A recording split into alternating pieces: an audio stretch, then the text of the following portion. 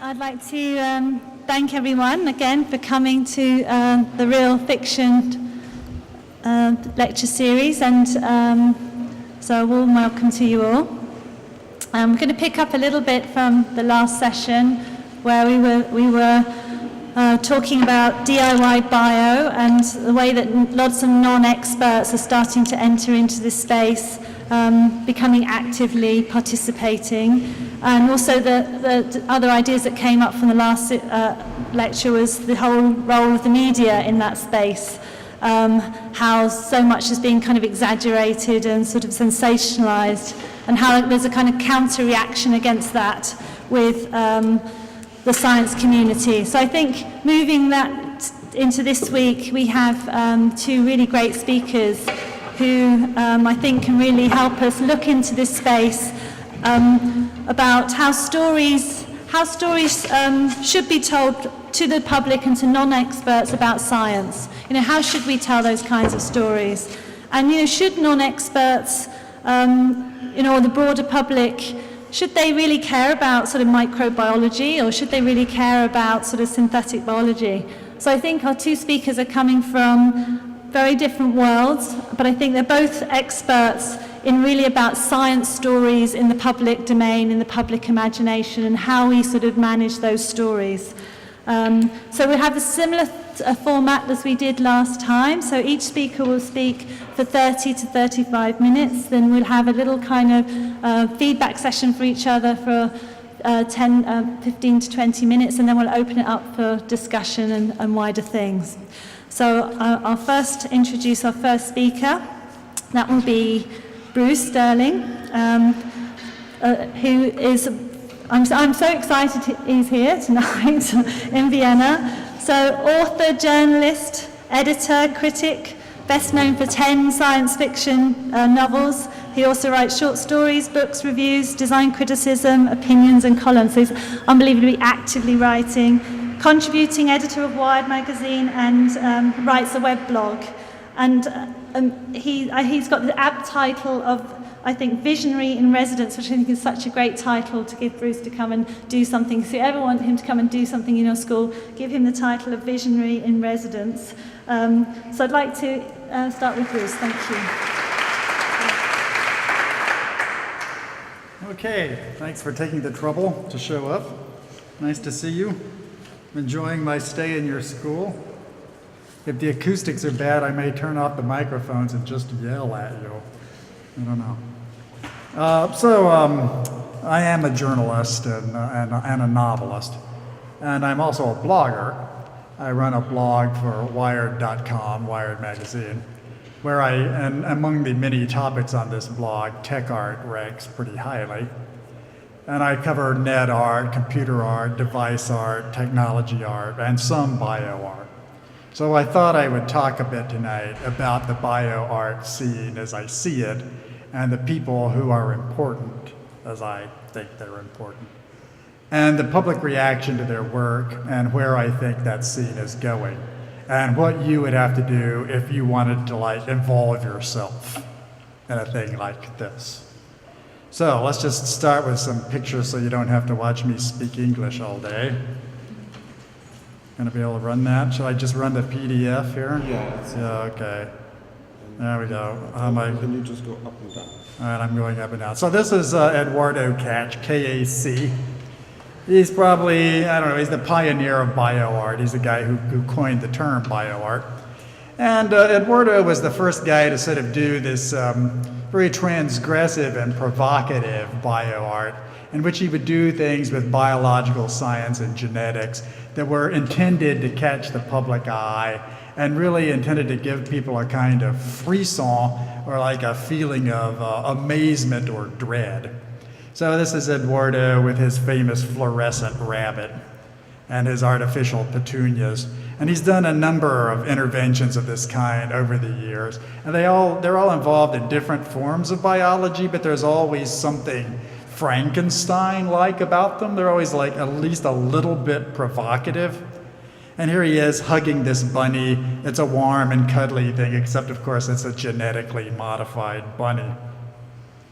So, it's really Eduardo who made the difference between bioartists and other people who might have been called bioartists, like, for instance, gardeners. Right? If you can make a green bunny, why don't you just make like a green rose, which has been an effort among plant breeders for many centuries, and finally they've actually managed to make a few green roses, but nobody calls them bioartists. They're just not in that milieu. And then the other sort of ancestor to bioart is natural history collecting, and especially like the Wunderkammer, where you would go out and say, oh, look, I found like a two-headed calf skeleton, and I'm like putting it on display, and everybody should come and see it, and they do look at it and they say, boy, nature is really wonderful, and nature is also sort of weird and horrifying, right? But natural history people aren't considered bioartists. Darwin wasn't a bioartist. But Eduardo Katch has the attitude and the approach to the public that marks him as a bioartist. His artist's intent is very clear. He intends to do a weird and disturbing thing. So here's a colleague of Eduardo's, the famous Stellark, Stelarc. And Stellarc is a bioartist who concentrates on the human body. And he's from Australia. He's been at it since the 1970s. Stellarc became internationally notorious for this particular set of performances that he did. It involved having his skin suspended with metal hooks, and then having his body lofted into midair in various structures, places. They're just performance interventions. And he has a very elaborate kind of ideology about the body and the emptied cosmic body. And he's been a writer and a theorist in this kind of body art world for a long time. But he has a kind of techno-hostility to the human body. He's done a number of famous things. He swallowed a statue at one point, this site-specific statue in his stomach. Here he is doing his third hand, where he's writing the word evolution with all three hands at the same time. He's engineered various kinds of prosthetic devices. And of course, now he has the famous artificial ear grafted on his arm. Okay, Stellarc is a guy who's almost like a Marina Abramovich figure in bioart. He's got great physical presence. When he's in the room, you really know that he's there. And I've met him on a number of occasions. He's a completely unpretentious guy, oddly enough, Stellarc. Always chuckling, happy. Give him a ham sandwich. He asks very little. Interesting, funny, not exactly a witty character, but, congenial. Somebody you could share a long airplane flight with. And yet he does things that are super transgressive. I mean, just really weird. They require great physical bravery. Like this body-piercing events that he did, the period when he threw his naked body through a sheet of plate glass. You can go and look up these things that he's done. They're very out there. And as a performer, he really has presence. I have seen him appear in Italy, lecture to tech art people. They really fall silent when Stellarc speaks. He's the real deal. He's truly a visionary. He's just really an unusual person. They pretty much broke the mold. And if you're sort of planning on going into the world of bioart, this is sort of your competition. This is the kind of person to whom you will be held up in comparison. And he's a heavy guy, Stellarc. He's not a particularly strong engineer. These devices that he builds are sort of crude and loud and industrial. But he's really a committed figure, and he really has a kind of presence. He has earned great respect. This is Steve Kurtz, the at one time notorious Steve Kurtz. And I'm going to go into his career in some detail because he represents what Fiona was talking about here, the absolute collision of bioart with popular understanding or just a media frenzy. This guy was involved in just an absolute train wreck of a legal nightmare in the United States. He was doing some tech art here in the lab, bioart, with microbes, harmless microbes, those frequently used in the lab. And then he woke up one morning next to his wife, Hope Kurtz, and she was dead. He called the police went to his home, they found it full of bioart material. They immediately arrested him and charged him with terrorism. This is the film that was made later about the subject. This has Tilda Swinton in it. It took 4 years to get Kurtz off the dime on this thing. He spent incredible amounts of money. The art world raised huge funds for him. For 4 years, I was on my blog following developments in this legal case, saying time and again, it's like, look, the wife had a heart condition, he didn't poison her, there's no reason to think that he used biological art to murder his wife. Of course, the police always think that. The mere fact that he had these microbes in his lab does not, in fact, make him a terrorist. It was not long after 9/11 that this event occurred in the United States. He fell afoul of an ambitious federal attorney who wanted to make a reputation by outing him. He happened to be an extremely left-wing figure. He's like a hippie postmodernist art professor from a group called Critical Art Ensemble, which was very to the left in New York. It was kind of similar to the more recent case of Aaron Swartz, if you know him, the academic freedom and internet freedom campaigner who was harassed by an ambitious federal attorney until finally he hanged himself in despair. Kurtz was made of sterner stuff. He had some tough times, but he basically devoted 4 years of his life to fighting out a ground war with the federales over his use of these substances in his art lab. And he was very much an artist. There was no other reason for him to have these things. He's not a biology professor, none of that case. But this is an example of what can happen to you if you just mistake the situation. So this is the film that was made later, which is a docudrama about Kurtz and his sufferings. And it was made in order to raise awareness of his case and to raise some money for his legal defense funds. As you can see, it stars Tilda Swinton as the late Hope Kurtz. She's now a quite famous actress. She wasn't quite so famous at the time. But this showed the level of alarm in the art world over this Kurtz prosecution. And of course, this is an actor pretending to be Kurtz. Kurtz is not quite that good looking. I would recommend looking up this movie. It's called Strange Culture, and it's really a pretty good description of what it was like to be a bioart professor in New York in the early 19th century. I mean, early 21st century. Let me give you a hint. If you're going to be doing stuff with microbes or like weird kinds of vaguely threatening high-tech equipment, do not have your spouse die. Do not have your spouse die. Believe me, there's nothing you can say that is going to persuade the police that you didn't do in him or her. If you've got this stuff and there's something very suspicious happens in your vicinity, you're going to be under grave suspicion. And if there's something you're doing that like further alarms the police, seems like political extremism of some sort, you're gonna be in trouble, a whole lot of trouble. In pretty much any country in the world, not just the US. It could happen here tomorrow.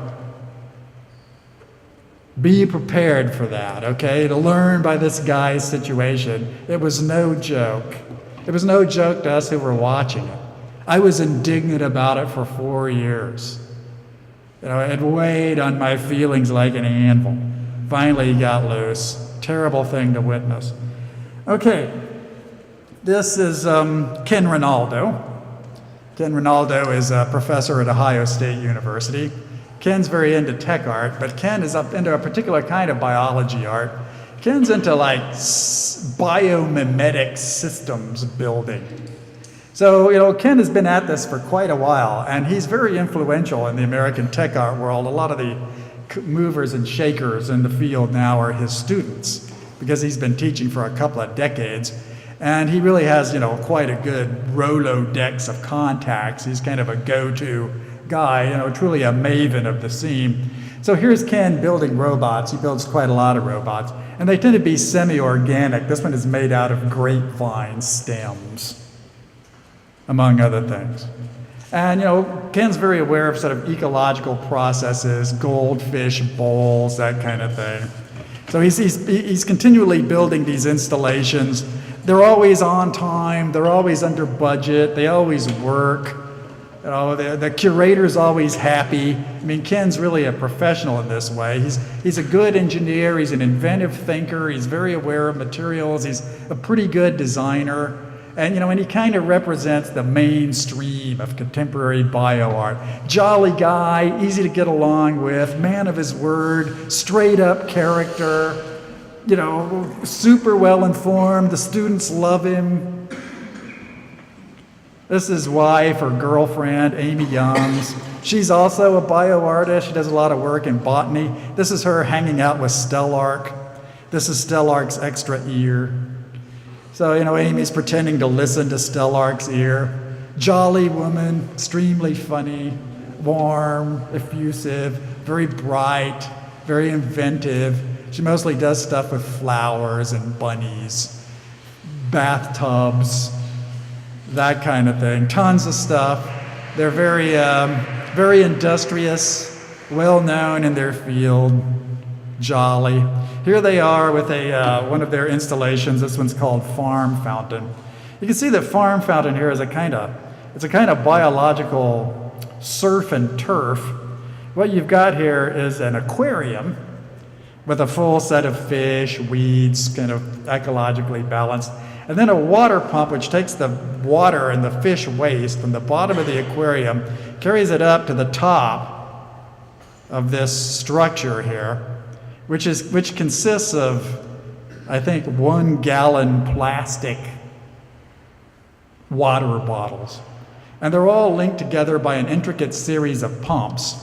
And they have a kind of aquaponic soil in there.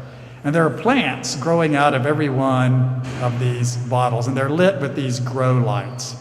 So it's kind of a combination farm and fountain, or farm and aquarium, farm fountain.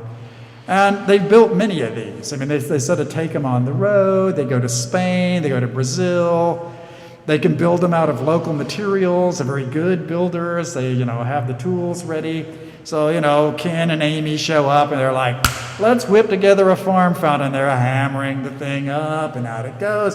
And it makes this very pleasant noise and the lights are beautiful. And you can eat the fish in there.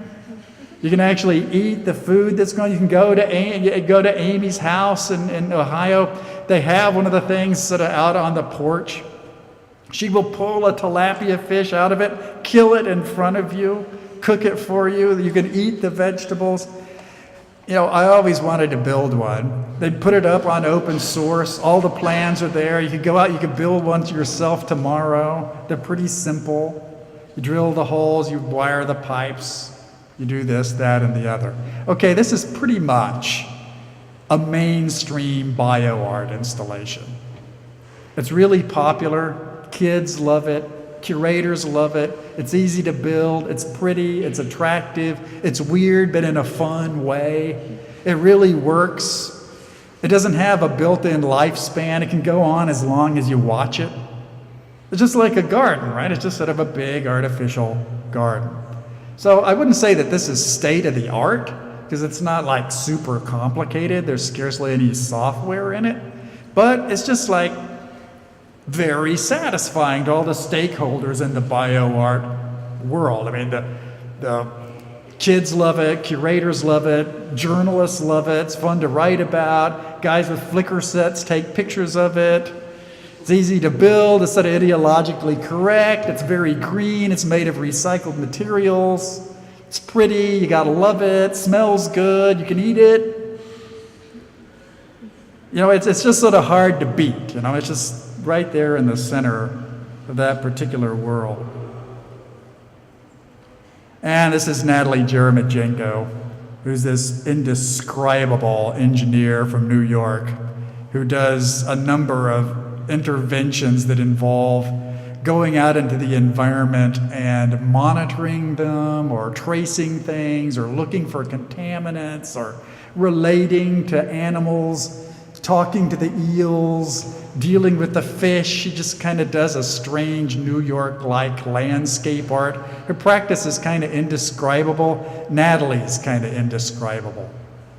Natalie's kind of a star figure in bio art. She's a very accomplished technician. Nobody thinks like her. She's very energetic. She's very charismatic. She's super aware of how to manipulate the press. She's just great at getting headlines. She's a pretty good writer. She has a salon of people who are involved in this stuff in New York. She knows people all around the world. She's been in tech art groups for 20 years. Natalie's just kind of, I'd say that she's a bio art star. There really isn't another thing you can say about her. She's just kind of an opinion leader, a mover and shaker, you know, hard woman to miss in this world. If you're into bio art, you're gonna end up running into Natalie sooner or later. So, you know, are any of these people super famous? No, not really. And frankly, probably the most famous work of art that could be classified as bio art is like Damien Hirst's famous pickled shark, which is, you know, a really kind of mainstream art world thing, which is worth millions of dollars. But it's basically the old-fashioned natural history wonder. It's like, oh, look, there's a shark in this thing, and it's like really weird and kind of scary, and it's also art, okay? And Damien Hirst, super famous guy, young British artist, you know, made millions of dollars of money in the 90s at the height of the art boom. He's a very clever man. He's a very good artist. He's a better artist than people think.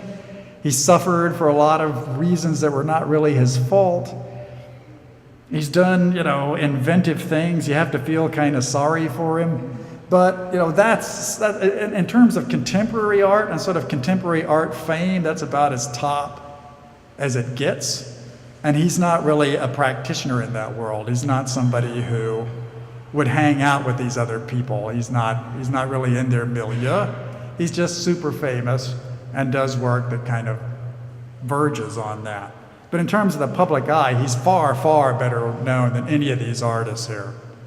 And his pickled shark is like infinitely more famous than the Youngs and Ronaldo farm fountain, even though Hirst never offers how to teach you how to pickle your own shark, unlike Youngs and Ronaldo, who will happily teach you anything that they do.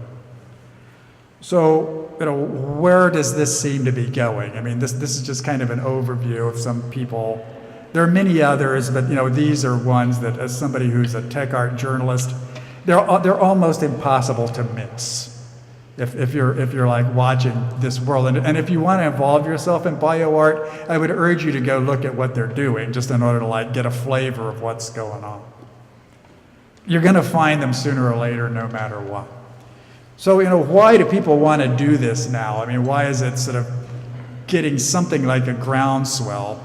Because it is. I mean, I was just at Ars Electronica, which is the world's most famous electronic art museum in Linz, your country. Not too far. Glamorous Linz, not too far from Vienna. In Linz, they talk a lot about Vienna. In Vienna, they never mention Linz. But Linz happens to have the world's oldest and sort of best organized electronic art museum. And quite recently, they started up the Ars Electronica Bio Lab. So I was there last week because I was a juror for Ars Electronica. And I'm like, what's with the bio lab here? Because, you know, this is an electronic art museum, and there's no way that biology is really electronic. And they're like, well, we know that, but it's the time. You know, it's the time that we actually have like this bio lab thing, and, you know, and we start showing what people are doing in the biology world. Okay, if that museum says it's the time, it's pretty much officially the time. I mean, they really are the arbiters of when it's happening.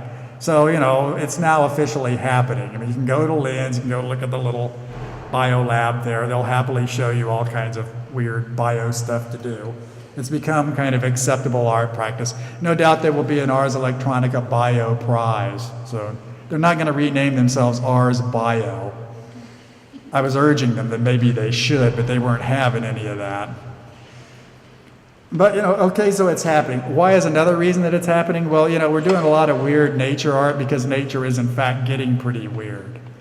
It used to be that nature was just sort of nature and it was okay and it was not monstrous and threatening and sort of vaguely awful. But now we live in a cultural period where nature actually is rather threatening and horrible and awful because the North Pole is melting and invasive species are arriving and genetically modified organisms really are spreading through the environment. It's not a surprise to wake up in the morning and find out you've been eating horse meat at IKEA for however knows how many years. You know, there's weird stuff downwind of Chernobyl. There's mutagens loose in the soil. You know, it's just a world that's best described as the Anthropocenic, you know, a man-made nature. Or it's the world that's described by a website called Next Nature, which is run by Kurt von Mensvert and Mika Gerritsen, who are an engineer and a designer from Holland. And if you go onto this website, Next Nature, they will indoctrinate you in how weird nature is becoming. And very graphically, effectively. I mean, it's kind of a set of cultural interventions in Next Nature. They're not really bio art people, but they're people who are like very busily building a cultural tone in which bio art kind of becomes inevitable, right? It's sort of impossible to be sentimental about an unspoiled nature now because there is none. There isn't any unspoiled nature. It's all, there's 400 parts per million carbon dioxide in the atmosphere. The entire planet's soiled from pole to pole. There isn't an unspoiled place. There isn't a natural park anywhere that doesn't have invasive species. We have jet set nature. And, you know, in Next Nature, they just hammer away at this point day after day after day. If you want news about the biotech world, you want to follow a group in Australia called Symbiotica.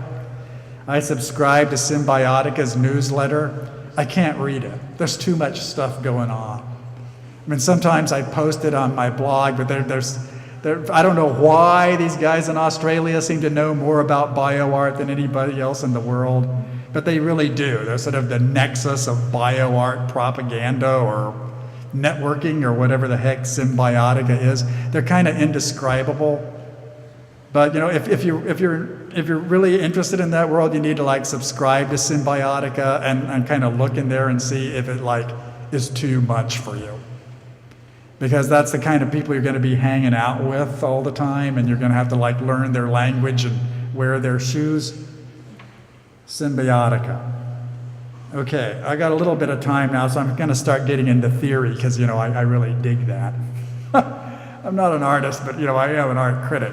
So, you know, why is it, I mean, how is it that biotechnologies or any kind of technologies, really, but biotechnologies in particular, how does it leak out into the public? I mean, how is it sort of discovered and promulgated?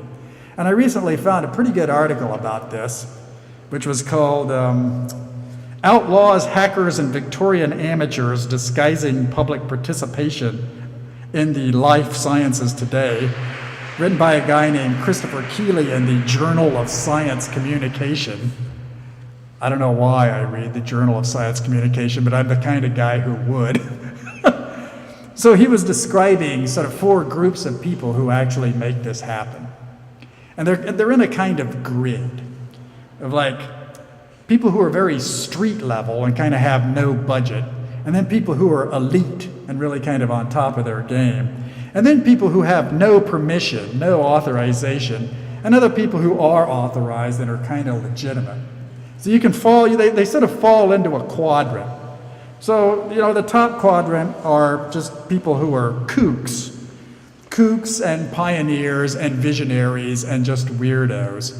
And they're an elite because they're kind of super into it, but they're not authorized because people don't even know how to describe what they're doing, right? I mean, they're kind of in the lab or in something that looks like a lab, and they're like very busily doing something that might be important, but nobody knows whether it's important or not.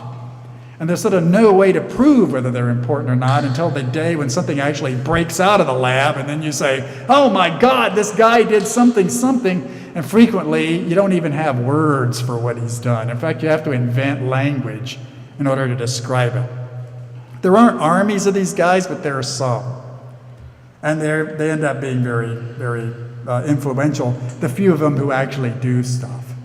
It's not that they do illegal stuff. It's that they do stuff that's pre-legal. It doesn't even exist within the legal code. Maybe nobody's ever tried to do it before. Nobody even asked permission to do it. But they're kind of a theory elite of just bizarre visionaries who may become great pioneers. Then another quadrant are people who are like that but more street, and these would be hackers and kind of DIY bio high school kids and your basic home office, small office artist type. And most of these people are in that kind of group. They're influential, but they're not scientists. They're not going to discover anything basic and startling. They're just people who are using things in unorthodox ways, kind of pooling their knowledge, getting an overlapping audience, being entertaining, doing interventions, building odd contraptions, touring, appearing, curating things. They're from the art world. Okay, then in another quadrant, there's a group who are both legitimate and elite. And these would include, well-regarded scientists, gentlemen amateurs. J. Craig Venter would belong in this line, a guy who was like formerly a weird kook, but now is like a potential Nobel Prize winning former kook. They are elite, but they're not super interested in doing things, but they end up generating a lot of tools and techniques that can be used by other people. And nobody's going to arrest them. I mean, Craig Venter is basically arrest proof, right? Steve Kurtz can be arrested. Steve Kurtz is going to spend 4 years fighting off the feds for things that Venter would get away with a phone call. Even if Venter's doing things which are 1,000 times more dangerous and threatening to the status quo than anything Kurtz imagined he was doing, they're just in different social categories. They're not going to be treated in the same way by the public or by the authorities. He's authority. He's the authority. He cracked the human genome. There's no one who outranks him. He's just, he's on top of the situation in a way that is kind of invulnerable. And that's what sort of makes him the gentleman amateur. And then there are people who are street but legitimate, and these would include guys like Monsanto engineers, industrial designers, people who are in the forefront of the business, actually trying to drag biological techniques into mass production. They're inventing new tools. They're trying to commercialize stuff. They're setting up networks to drive down the price of tech development gizmos. Very influential. Not artists, but they're making almost all the stuff. They're making almost all the stuff that gets repurposed by the hackers and by the artists, by the DIY bio guys. They're enabling everything else. They're the industry. You don't get art without them. You don't get bio art without them. The more bio industry is, the more bio art you're going to have. So from that one thin slice of the hackers, the kooks, the weirdos, the pioneers, ideas and language percolate sideways. And then from the legitimate area, hardware and money and some fame go back. And that's the relationship. That's sort of how it works. And people would say, oh, well, it has something to do with the public. Not particularly. There are a lot of publics. You don't need to have a huge public to be a successful bio artist. It's pretty much a long tail thing. It's like expecting a techno musician to become the most famous musician in the world. Maybe, eventually, not necessarily, sort of, kind of. So, where is this going? Well, eventually the whole thing ought to be legitimated because bioart just won't be very amazing anymore. In theory, it ought to move toward gardening. It ought to gentle down and become something like bio-sofa art, right? Because I go down and I get some and it's kind of cheap and it's nice and, it's whatever. It's blue ivy. My cat can glow in the dark, It's been mainstreamed. It's available at the big box store. It's okay. Nobody's frightened by it, right? I mean, sofa paintings don't frighten anybody. Yeah, and it's kind of a victory condition. I mean, it's just no longer an edgy bohemian art form. It's just a fully accepted kind of, decor, really, bio decor. Lynn's Biolab, might become very successful. It might be a bigger deal than Ars Electronica someday. There might be other biolabs. There might be one in your town. You're not going down there, going to buy the coffee cup, the t-shirt, Oh, it's the bioart place. It's kind of great. It's all right. When will this happen? Well, I'm looking for the signifiers of the artist seizing the means of production. And until the artist sees the means of production, they're always going to be in a position of reactivity and basically the kind of Eduardo Katch-style scandal mongering and hacker-style reappropriation. Until, as an artist, you own the means of production, you can only grab it and sort of put a funny face on it. You don't really control it. It took a long time for the electronic art world to accomplish this, but now it has. You've got Arduino, the control board, you've got processing, the code art language. They're in fact not very good code and not a particularly good piece of electronic equipment, but they're made by artists, through artists, for artistic means. They're used for other stuff, but they're absolutely a product of the art world. And as somebody who's an electronic art curator, when I get something, when I get a prize entry or a proposal to have something appear, I can look on there and see if this person says that the work was written in processing or that it uses an Arduino board. And at that point, I immediately know this person is part of the community, that he's gone out of his way to take this seriously. They're both open source things. They can be repurposed. They're just real tools, right? Otherwise, it's like going to a paint shop store and realizing that everything in there is actually owned by engineers and architects. And you have to try to draw a picture of your mother with that. That's really not going to work, and that has never yet happened in bioart. I'm not sure if it will, but I expect it to. And in fact, I do not expect bioart to mainstream until there is some kind of deliberately designed bioart art production platform. Could be DIY bio, could be box genetics, could be injectable stuff, goo, chromatographs. It doesn't really matter. The material is getting cheaper. You can get it now, but you can't get it specifically for artistic purposes. And there's no group of practice that gathers around these tools and actually tries to expand them and promote them and and build a community around them. Maybe that'll happen. Maybe it won't. So why would you want to do this? Okay, you're not going to get rich and famous tinkering with bioart. You might get rich and famous as an artist. And odd things happen. It's not a very good idea to write science fiction novels either. That's not much of a career. But I did it. And and it was fine, actually. It's been super useful. It really suited my proclivities. Now, the reason you want to do stuff like this is that you're a person who shares that kind of temperament. You're really going to be in that narrow box along with the hackers, the artists, the DIY bio guys, and a few of the absolute nutcase kind of kooks and pioneers are going to be dropping by. But generally, you're going to be living with them. And if you're going to be any good at it, you're probably going to be marrying them, hanging out with them, doing their laundry. I sank into his arms. Now my arms are in his sink. You're really going to be part of that community. And the thing that's great about that community is in that community, you can get up in the morning and do what you want.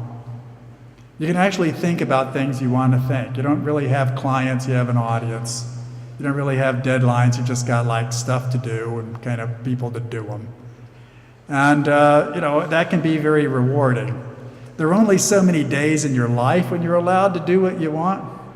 and no amount of money is going to get those days back when they're gone.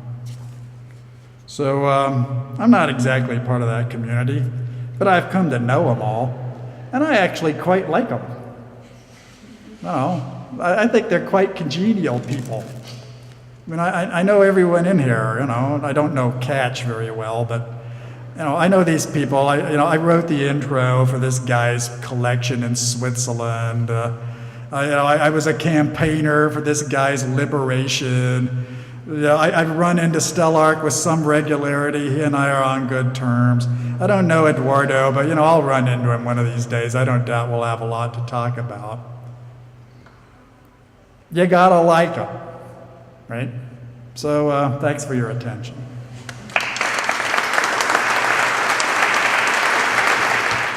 Thank you, Bruce. So our second speaker tonight is Markus Schmidt, founder of Vienna's Biofaction, has a background in electronic and engineering and biology, and for 10 years has actually carried out environmental risk assessment, safety and public participation studies, assessment, safety and public perception studies in a number of science and technology fields. I haven't got any. So within GM crops, gene therapy, nanotechnology, converging technology, synthetic biology. So in many ways, what makes Markus particularly interesting, he's come from a sort of science background, but he's also interested in the way that the arts combine with the science in this area. So he's one of the first people to do a science film festival, the Biofaction, that was here in the Natural History Museum in Vienna. So Markus, please, thank you.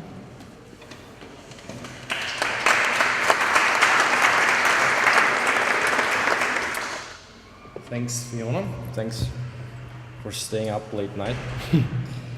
I'd like to give you a bit of an introduction of the things we have been doing at Biofaction, looking at the way art and science are trying to collaborate and the way the different publics might react or are reacting to that, and see where that might lead us.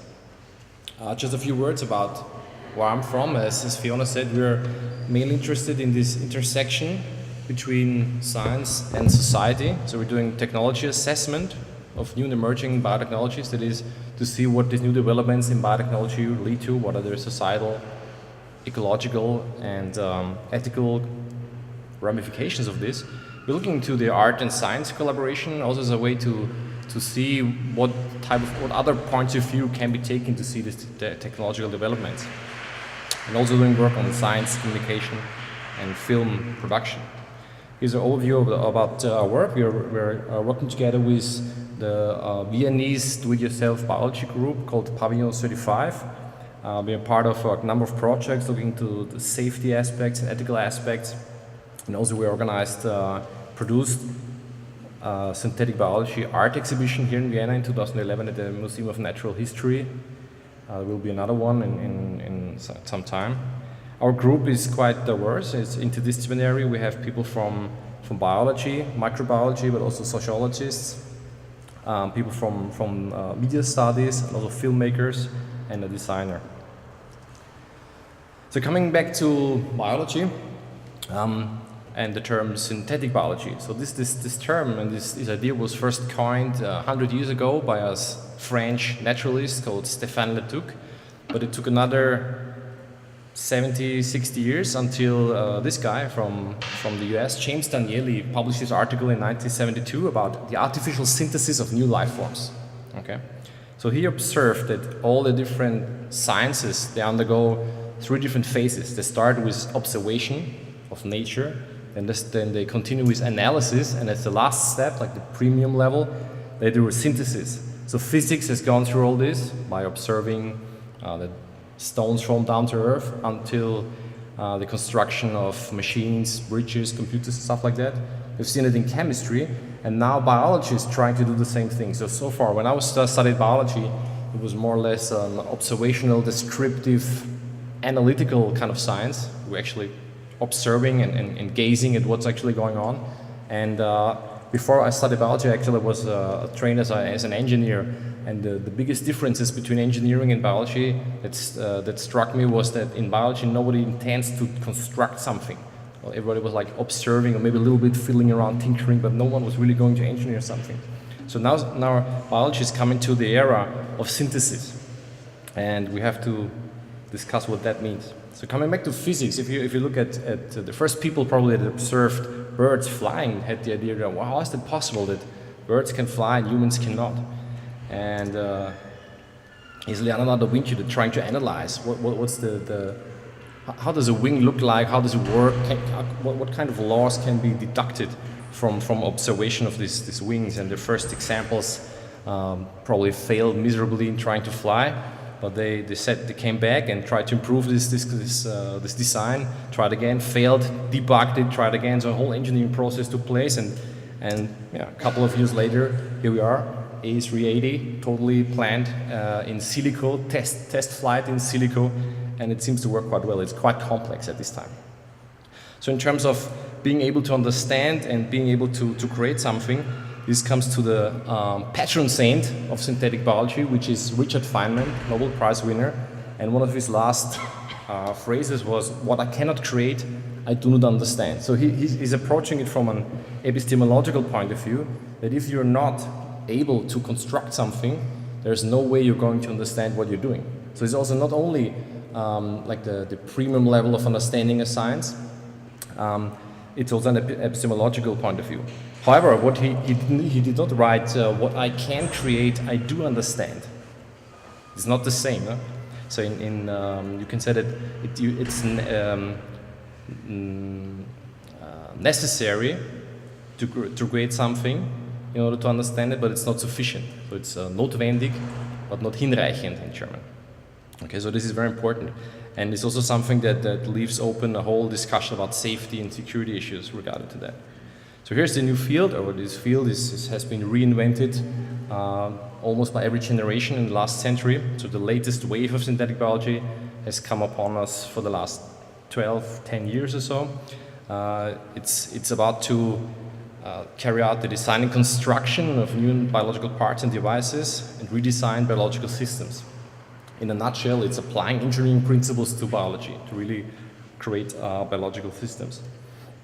Right now we have a couple of different subfields. So if you heard the term in the newspapers, they're probably mainly describing one of these different subfields, but it's quite diverse, which is quite typical for a new area. The same happened also for nanotechnology, where a lot of different technologies, approaches were actually put under one umbrella, and it's kind of cool to have that label on it. So here is DNA synthesis, the writing of genetic material, and there's the construction of biological circuits, where you define genes and parts, standardize them, modularize them, and put them together. The idea is to have these networks like in a computer and implement that in living cells, living metabolism. There's the idea of a minimal genome. You take a cell, a living organism, and reduce it, take away stuff as much as possible so that it is still alive. You have the least complex form of living systems around, so you can really understand what's the border, where does life begin and where does the non-living end. Protocells is creating life from the bottom up. They have a couple of chemicals, innate chemicals, put them together in the right way, and then all of a sudden have something that's alive. And the last part is xenobiology, creating biological structures that are very different on a biochemical level from natural biology. So one of the biggest successes so far, or probably the only one in synthetic biology, is this artemisinin, which is an anti-malaria case, anti-malaria drug that has been found by the Chinese a long time ago. It's used in traditional Chinese medicine. You see this plant that is used to extract it. Yeah, so it's a traditional medicine. I think it was 60 years ago that synthetic chemists were able to reconstruct this chemical in the laboratory. And now, a couple of years ago, engineers were able to change the genetic code of E. coli and let this organism produce this substance. Okay, so they took a whole metabolic pathway from one organism and transferred it to another one. That sounds actually quite easy, but it's not. So altogether, it took them about 150 man-years to research it and test it and try again and so on. It was quite an effort. And they were obviously pissed off that it took them 150 man-years, and they say if they do it with the next chemical, it will take them again 150 man-years, which is a lot of money. So they're trying to find some common tools, some resources. As Bruce said, what's missing in bioart, a common set of tools that can be used by everybody. This is what's going on right now in synthetic biology, so that the next time this only takes 15 man-years and then 1 man-year, and then probably they spit out a new life form every week or something like that. Here's another interesting aspect in synthetic biology is the changing the chemical structures of life forms. So here you've got a chemical sketch comic of the DNA. So this is what the chemistries look like. But actually you can go and change the chemistry of this molecule that stores genetic information and change it, all of that. And what comes out of it is a different information storing biopolymer that is incompatible with natural systems. You can actually make a new form of life. Here's a sketch. What we know so far is just the point in the middle where we have DNA, RNA, a certain amount of bases, all the typical chemistries that all of the life forms on Earth share. So it's kind of a monoculture in that sense. But scientists are now beginning to diversify on a very biochemical level. So the idea is to have a new tree in the Garden of Eden, growing up, very tiny. Don't know where it's going to lead, but this is also a very interesting development. So public perception is one thing that synthetic biologists are very concerned of. There's a great, let's say, a bit of a fear or a belief that the GM crop debate, or how it went in Europe, is going to be recapitulated in synthetic biology. So there is great interest to know what the public thinks about this technology. And one of the major studies that had been carried out was the Biotech Eurobarometer, where 1,000 people in each European country have been asked about different issues in synthetic, and this one was the first one to include synthetic biology. First one is, unsurprisingly, that hardly anybody has ever heard that term. It's a quite new term, like you see here. Also in comparison to other technologies or other bio stuff, like GM crops or biobanks, this is quite unknown so far. So what in one of our projects with IDC, we looked at the way how people would take up this information. So we asked journalists to write a press release about synthetic biology. We gave them some press releases from scientists, some real press releases. They wrote an article for newspapers that were put together so it looked like a real newspaper article. And we had some focus groups that received these articles and then discussing what it meant and what their opinion was on synthetic biology. So it turned out that in the beginning, as people didn't know what this term was, and you see here like whether they were roughly in favor or against this new technology, all of them were more or less neutral, so they didn't know what to do with it, and obviously were open-minded about what was going on. So we had different groups here, from let's say normally were quite critical NGOs, ecological NGOs, to more supportive groups from an economic chamber, for example. So this was before we gave them the information, and after we gave them the information and had them discuss about it, and it turns out that the groups had quite different reactions to it. So those groups where you would expect to have quite critical approach, they got really negative, and others that you would have expected that they were quite in favor actually became more in favor and saw economic opportunities or some business opportunities. And this counteracts actually the belief that many people have that if you add more information or give people more information about the topic at hand, they automatically will become more positively inclined to it. So that is one of the beliefs some scientists still have from the GM crop debate, that the people didn't know didn't know enough about the technology, and that's why they didn't like it, and they come up with some crazy ideas. It turns out it's not the case. It's not just the information that matters, but also your kind of the framing or the comparators you have and the other pre-existing beliefs about the fate of technologies. Here's another project I'd like to introduce also at IDC. It's called Cinema and Synthetic Biology, which I carried out together with Angela Meyer and Amalie Tierra. And in this one, we tried to analyze Hollywood films and how they would actually depict the idea of biotechnology or synthetic biology and how these stories actually end up. And I have to say that this project alone, the outcome, that would we could do a whole seminar about it. There's a lot of details and a lot of things we could analyze. One thing I'd like to pick out is the so-called diegetic prototyping, and it was alluded to by Bruce in the critic today. It's one idea that David Kirby came up to is that in some of these science fictionally oriented films, there's technology is introduced as something that is already there, it's working, people need it, that there's a necessity for it, it's working fine, it's a normalcy, and people just have it. I mean, this happened the first time in the early 20th century with rockets in movies, so they're flying to the moon, men on the moon, and went on to new computer systems like in the Minority Report. But actually it also arrived at biotechnology. So for example, if you see Jurassic Park, obviously you probably all have seen it or know about it, they recreated the dinosaur. And a couple of years ago there was an article in Nature, one of the most famous science journals, that said, let's make a mammoth. So they were actually they could find some DNA from mammoths that got extinct 10,000 years ago, so they could actually read the DNA of the mammoth that was stored in the permafrost soils. And now some people got this crazy idea to actually change it and adapt it to the elephant and insert it into a elephant egg and let an elephant mother carry out the dinosaur.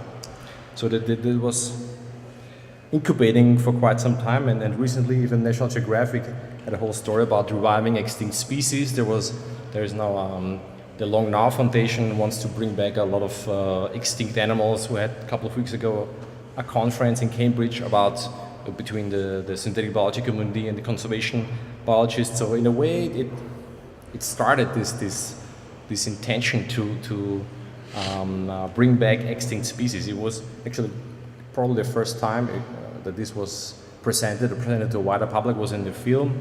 Probably there was another occasion before in science fiction literature. So here's a way to introduce an idea that is way ahead of time, but down the line sooner or later will be people trying to carry that out. You can see some examples in the films regarding that. What the downside, so to say, is that in these Hollywood films most of the time have a happy end. It's not surprising. They're mostly it's a way to make money. A film is an investment, is a business for return of investment. So if they leave you in suspense, or if you go back, you have out of the cinema, you have a very bad feeling. You probably won't recommend the film. So there are some constraints in telling the story that makes Hollywood films the way they are. And we wanted to look what other kind of stories can be told that do not have these constraints.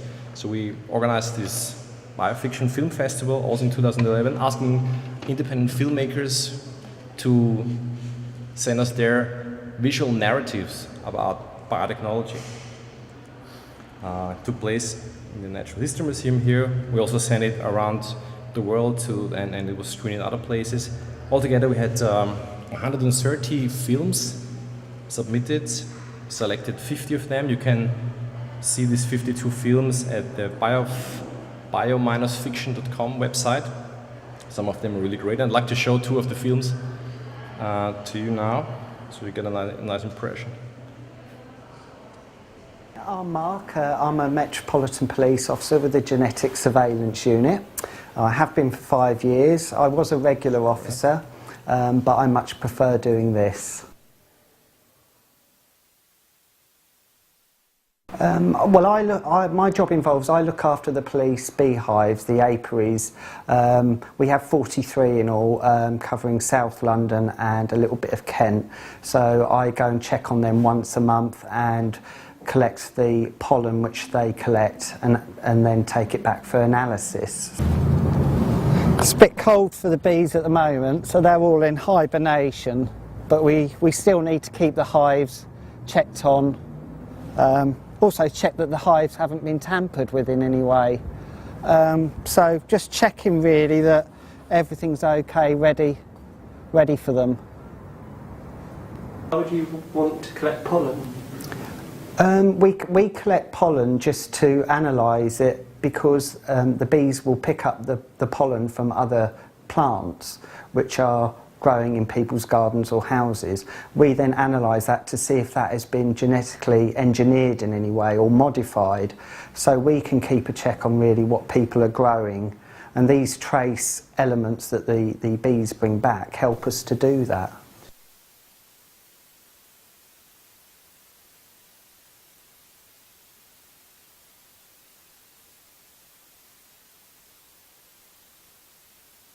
How might it become a police matter if people are growing genetically modified plants? Yeah, it would become a police matter if they're genetically modifying plants, say for example for the infringement of intellectual properties, cultivating illegal substances, where it can be deemed as malicious, and the cross-pollination of these items into foodstuffs, for example, can cost millions and millions of pounds. How do you know where pollen has come from?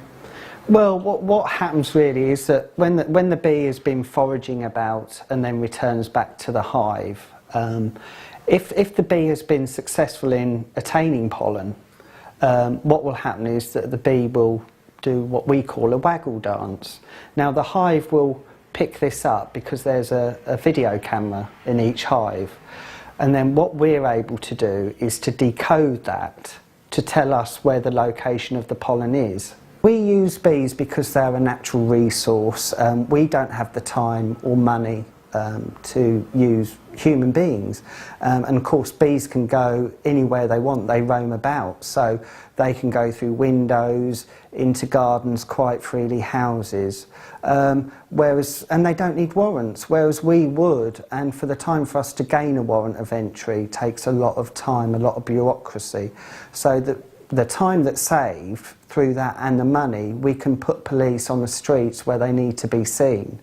View from up here is absolutely fantastic. It's one of the perks of the job, I like to call it. And the other thing is that the bees don't talk back.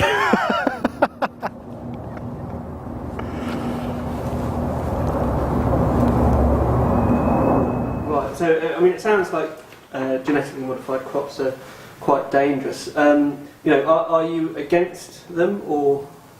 I'm not against genetically modified crops as long as it's used for the greater good. You know, we now have more mouths to feed in the world due to an ever-growing population, and anti-aging therapies, and climate change. So as long as it's used for the greater good but not used for a malicious or illicit nature.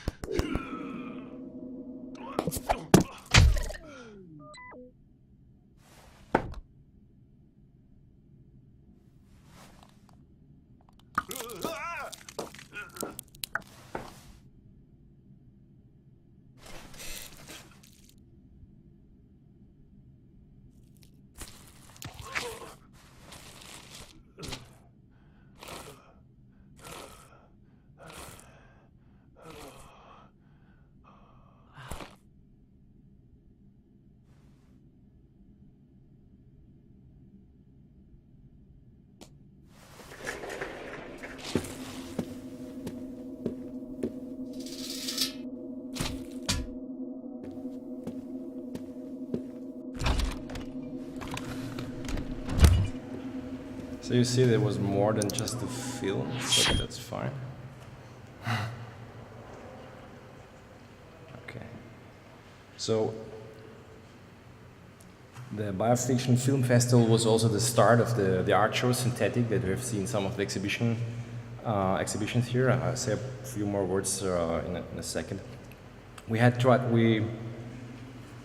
actually used these films also to see what kind of references were made by the filmmakers. So which kind of comparison did they take, or what kind of framing were used by them to describe this new way of doing biology. So we actually identified 3 main frames, or 3 main references that can be used, which is the classical one, biotechnology, GM crops, where the technology is mainly framed as a conflict between like Monsanto, big seed companies, and consumers.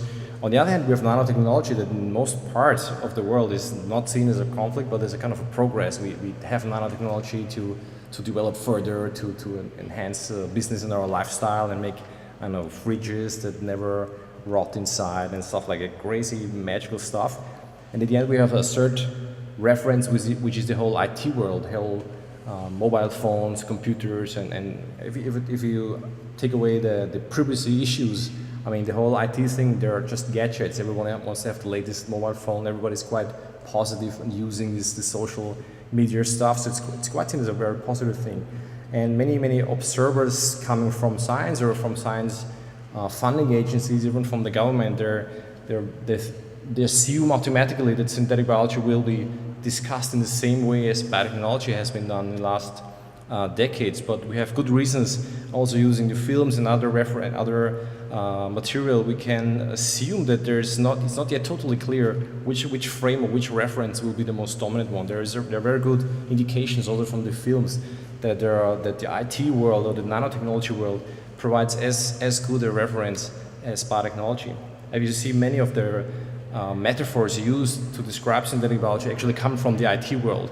It's about modularization, your parts, you have all kinds of gadgets, even some kind of bio apps that you can download, and so the whole story is quite similar. This comes together with that the science itself turns more into a big data and information science, because you need all this. If you sequence the DNA, if you read the information it's a whole lot of data, and similar issues and problems and opportunities come up with this data set. So I think that we will see kind of a interesting future pathway to see if synthetic biology develops in this or the other way. So my guess is that it will end up more at the lower end of the triangle, and not too much in the upper one, which will be a kind of a reference also for upcoming public discussion. So you saw some of the artworks already in the film. This is Synth-ethic, the art exhibition about synthetic biology, curated by Jens Hauser, which you will see next Tuesday here, and produced by us. So I'll walk you through also the museum. We actually choose deliberately a non-white cube setting to set this thing up. All the artworks were kind of a visit to the future about the potential of bioart. So we thought it was quite interesting to have this museum that looks into the past and preserves old specimens, and to have this kind of future outlook. We actually suggested to the director to actually add a new tract to the museum for all the animals that will be created by synthetic biology in the future. Here's a few impressions of the art show. We had 10 different artists, including a couple of later Ars Electronica winners.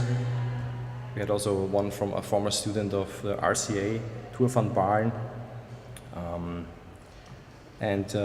So you will hear more about these artworks next Tuesday, where Jens will talk about. But we also did, in addition to the art show, we asked the gallery goers, so the people that went into the show and watched it, what their impressions were. So asked them a couple of questions, and among them was, so well, if you just walk through this exhibition, is there any particular artwork that reminds in your memory?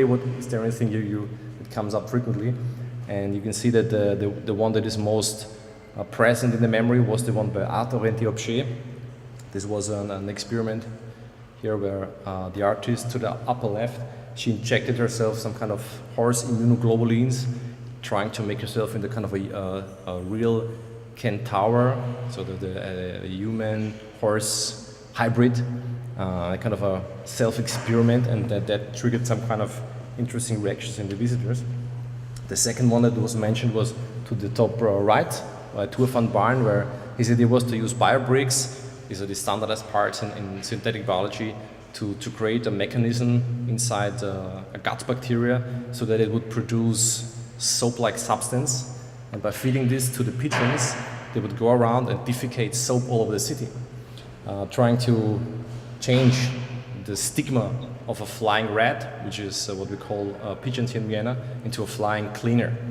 And that also triggered some interesting reactions by the people. So it turned out that those artworks that people had in mind were also those that were the ones where people thought they're on the border of being an ethical problem.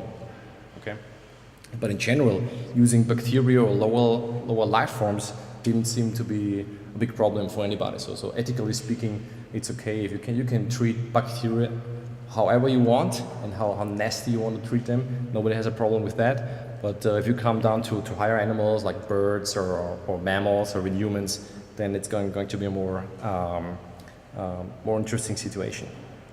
So in general, there's a paper coming up in Leonardo, will be online in June, and so the summary of our survey with the visitors was that in general the people didn't like so much when the clear boundaries were broken up. So because, for example, the boundaries between science and art, that was quite people didn't like that so much, but also boundaries that crossed some ethical fences were not seen so positively. So actually, the lack of boundaries contributes to an uneasiness. So that is something people don't really like. People like to know where they are and orient themselves and have a clear idea of what's going on. So if there is something that's too fuzzy or too boundaryless, that it's not something they like immediately. On the other hand, synthetic biology, since it's an interdisciplinary discipline, is part engineering, part biology, is quite a good introduction and a good way for bioart to express itself, because this is also interdisciplinary and transgressing boundaries. In a way, I think bioart, one of the features of bioart is that it can show a different perspective or can tell different narratives about biology. So normally, if you read biotech papers in science, most of them want to cure cancer and produce biofuels, which is all fine. But there are certain narratives which fit very well into the current socioeconomic fabric, but there's much more what you can do with biotechnology, and you don't see these ideas coming up so frequently from scientists. So inviting artists from outside, so to say, give a fresh perspective on this new tool set. And finally, as I said before, the use of lower level bacteria is not so big issue for many people. And my last two slides I have here, if it works. Yeah. So this is after the show. Is it okay with the time? So there, a filmmaker approached us, and so we talked about making a documentary film about bioart, which actually was done in cooperation between Arte and ORF. And here's a little. Oops, sorry.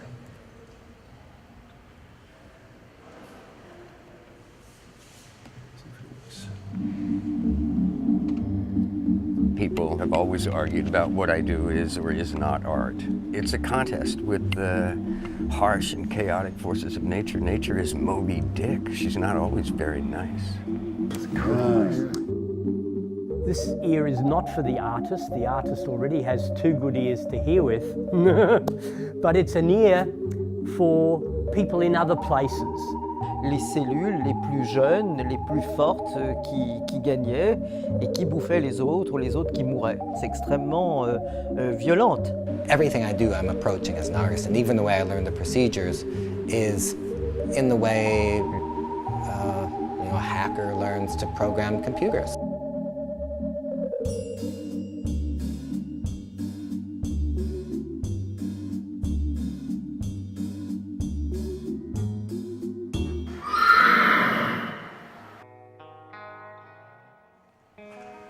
This documentary was shown at the TV, and we also had another session at the museum again, inviting people.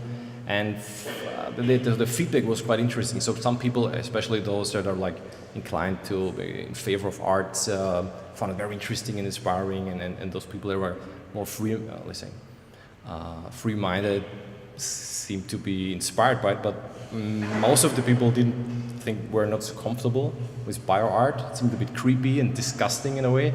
There's a lot of pictures of people operating someone for the only sake to make an artwork, not to heal someone. It's not a therapeutical, surgical ingression. It's something for art, and that, I don't know, gives people not really a good feeling. And I think there's also something with this uncanny valley, where something gets really close to your body. This comes from the robots and zombie area, but this probably is not something that people like that much. I think it won't fall. Bio-art itself will not fall on open arms. It will not run into open doors for all people, but it's a kind of an elite activity so far. And yeah, we'll see how that goes.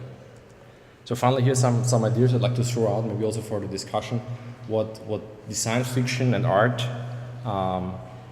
can do, or what roles it might have. I mean, there is obviously this diegetic prototyping, which acts as a kind of a pre-product placement to think of future products that might be possible in a couple of years. It might convey apocalyptic ideas for the need to act. It could be a kind of advertising. There was this, I think it was called Outbreak, a film about disease outbreak a couple of years ago, and in Canada, the way they did the advertising, they used bacteria and fungi that was growing for a couple of weeks in a shop, and you could watch it every day. It was grow a little bit more in the end. You could read the name of the movie growing on a really large petri dish. It's a kind of a new type of advertising and viral marketing. It's a way to entertain as well. Some artists like to use the art as a way to put sand into a well-oiled machine to voice criticism to the way biotechnology and the bioindustry and bioeconomy is going on. Some like to confuse and irritate. It was one of the things that the Science magazine reported about the art show and cited one of the artists and said his main goal is to confuse people, so they go away and scratch their heads and they have to reconsider what's going on. So not give them like pre-fitting answers, but to really cause disillusion in them. Obviously, to think outside the box, but also I think art can also be used as a way to look at epistemological problems, to learn what we are, what biology is, what life means, and all that. So pick yours, and maybe it's all of them. So there's a lot that design fiction art has to offer for biology. And yeah, with that, I'd like to thank you for your attention.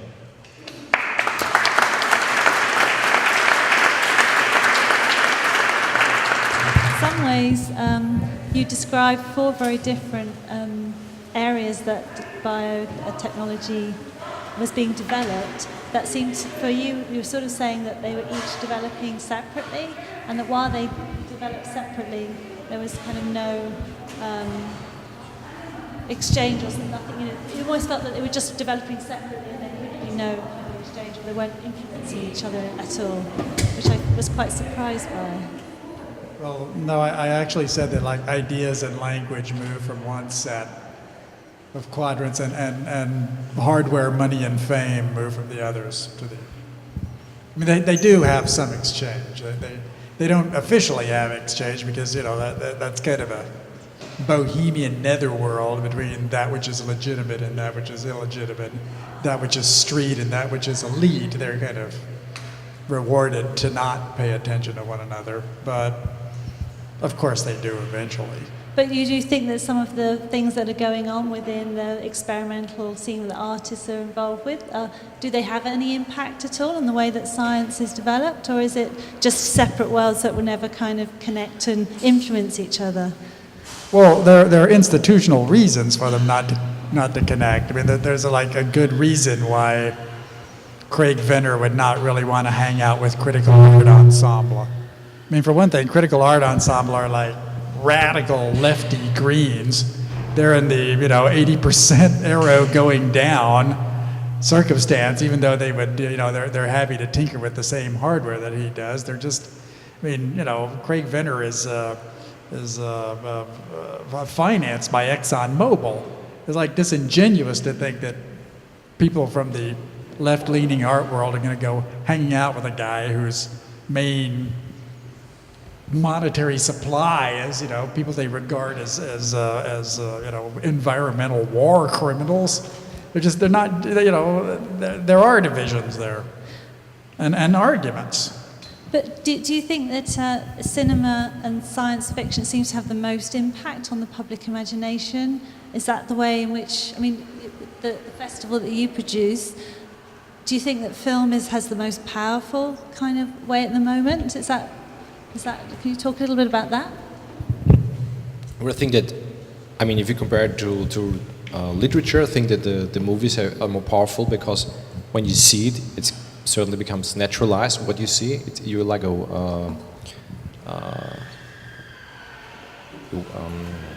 witnessing real facts on the screen, so it kind of comes across more realistic, I guess.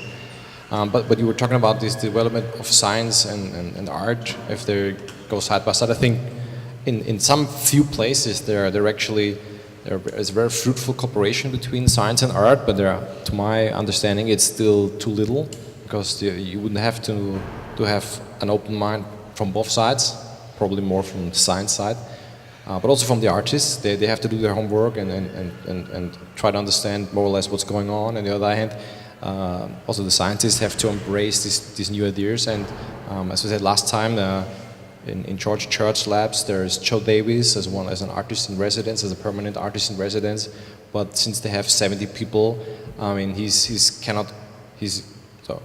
it's well diluted. So they still can do their work, and from time to time, someone comes up with a crazy idea, and that might trigger a new approach or a new insight or innovation.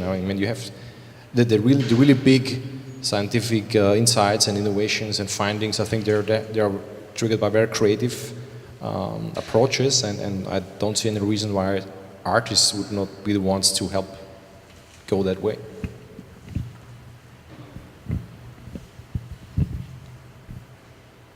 Is there any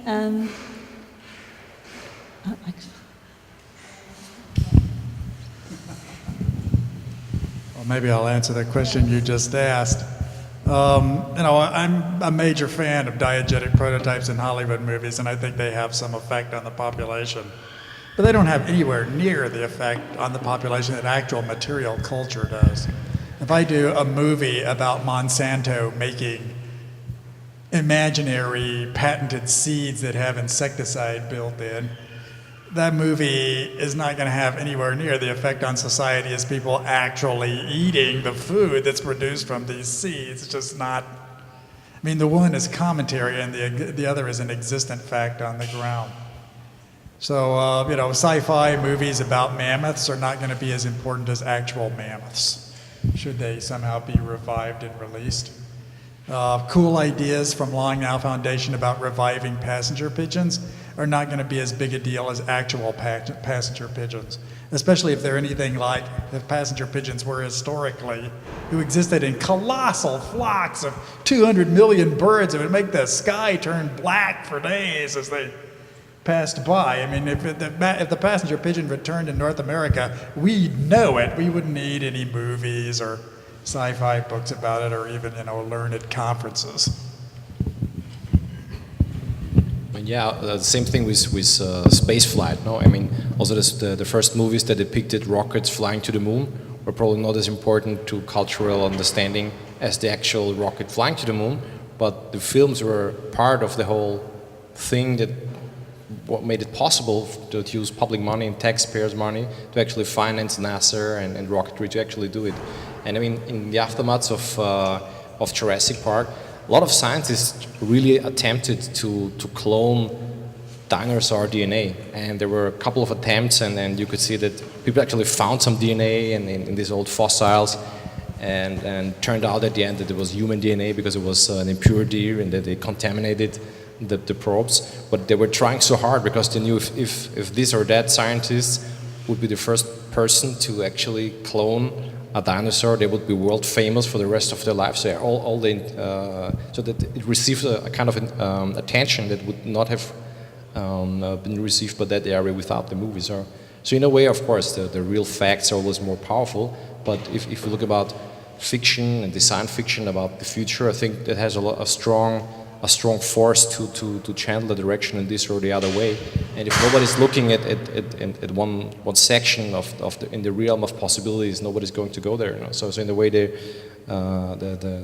designers and artists are the kind of navigators that could map the field out in a way. And it's kind of, as Adam Brown said, there are cultural psychologists in a way to see where we want to go. Okay, I agree with that, and I say that, in terms of leading the debate when things are still speculative, Hollywood's very powerful. But it's not as simple as it looks, because before Jurassic Park existed as a movie, Jurassic Park existed as a book, and before it existed as a book, it existed as a conversation that Crichton was having with an actual scientist about getting DNA out of amber. It was an idea that was present in the fringes of the scientific community, and Crichton knew a lot of scientists. He's a science fiction writer. So, he's just using his own talents as a promoter and, filmmaker, film producer, to take an idea which is already present sort of in the fringe of the lab and just blow it up to colossal size. It's not like he made it up himself. So you can't say, oh, the movie brought up this idea. On the contrary, what you're seeing there is a very complex interaction between scientific speculation by actual scientists, guys who hang out with scientists using it as a megaphone, scientists being exploited by guys who are using it as some other form of whatever, and it's never simple. And although Crichton hung out with scientists tragically, he was also a climate science denier. So, along with his dreadful business about the dinosaurs, which was sort of okay, really, he also wrote books in which, climate science is a left-wing plot. I don't know. I mean, that too is like a diegetic prototype and a pre-product placement, a term I've never heard before, and I really love. But, it's a sword that cuts in many directions. And it doesn't necessarily advance the debate at all. On the contrary, you can come up with this Crichton-style intervention, which is about making us do nothing about climate change. And, it's a very retrograde activity. Actually, the term pre-product placement is also mentioned by David Kirby in his book Lab Coats in Hollywood, as he describes this whole thing. And he gives a lot of interesting examples from Minority Report, where the scientific advisor, to make this interesting interaction of things. He was also later on asked by a lot of companies where they actually could buy this stuff, and it wasn't on the market, so he was actually given money to develop it. So he created his own market to the films. And also the film's Deep Impact about the asteroid hitting Earth, it actually released a lot of money from taxpayers to fund the study and surveillance of near-Earth objects that could possibly hit the Earth. So there's in a way, it's a kind of a nice, not conspiracy, but a way of making things public and get more attention. So science fiction can actually help to put the seed into the imagination of a lot more people, being it venture capitalists or the general public, to get a discussion going. And especially if we are at the beginning of a biotech century or so, no? And we don't know where this is going. I mean, these ideas are just as valid as any other idea that comes up from scientists. So and especially if artists or designers are quite well informed about what's going on right now, and so I think we can expect some interesting ideas coming out from that, no?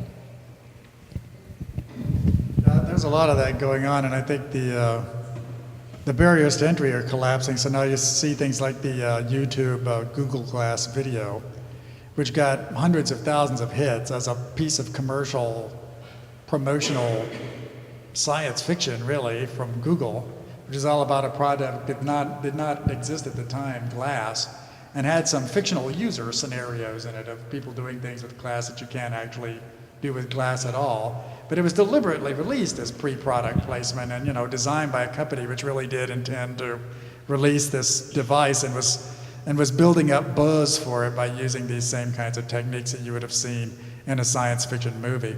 And with a lot of the budget that you would have seen in a science fiction movie, because it's professionally produced, really well lit. You know, it's only 5 minutes long, but it's about 5 minutes of a pretty well-funded piece of Hollywood product. And you know, before YouTube existed, it wouldn't have made a lot of sense to do a thing of that budget, except maybe for the World Cup TV or the Super Bowl in the United States. It just was too expensive and too hard to do it. But now it's actually becoming easy to do it. And I think we're going to see a lot of hybrid developments in these lines. We're going to see clever people coming up with pre-product placements and then launching a Kickstarter to actually bring the product. And then we're going to see other things like somebody who's aware that they're going to launch a Kickstarter and launches an anti-intervention before the product can actually be put in front of the public and funded, right? Or we're going to see a backlash to the likes of DIY bio, which is, you know, likeliest to be carried out by Greens and Fundies, which is attacking DIY bio on the same level, like going into the schools, collecting groups of high schoolers, telling them not to mess with the building blocks, right? I mean, people are going to be aware that design fiction is being used to move them, and they're going to come up with design counterfictions, which are typical of advertising campaigns, are really typical of any kind of ideological struggle. And it's got nothing to do with what's done with it. What has got everything to do with it is like the invention of these new techniques of viral distribution of you know, ideas. And so we're kind of in a golden moment here when people who are aware of it can deploy it without fear of any pushback, but that will come. It will certainly come.